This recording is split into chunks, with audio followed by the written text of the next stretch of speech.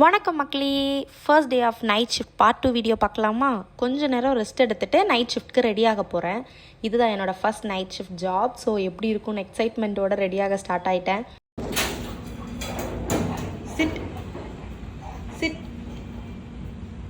Good பாய். முஃபாசாக்கு சாப்பாடு வச்சுட்டு ரெடியாகி கிளம்பிட்டேன். நைட் டைமில் ஆஃபீஸ் போகிறது ஒரு மாதிரி டிஃப்ரெண்ட் ஃபீல். பட் எனக்கு பிடிச்சிருக்கு. என்ன தான் ஜாலியாக இருந்தாலும் எனக்கு மனசில் ஒரு பயம். என்னன்னு தெரில. லைஃப் சம்டைம்ஸ் டஃப்பாக இருக்கலாம். ஆனால் நம்ம ஃப்யூச்சருக்காக தான்னு நினைக்கிறப்போ ஓகே, நம்மளால் முடியும்னு ஒரு மோட்டிவேஷன்.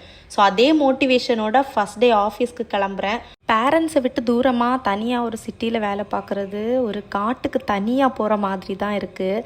எல்லா ஸ்ட்ரகிள்ஸையுமே நம்ம ஹேண்டில் பண்ணணும். ஆனால் இதுதான் நம்மளை இன்னும் ஸ்ட்ராங் ஆக்கும்.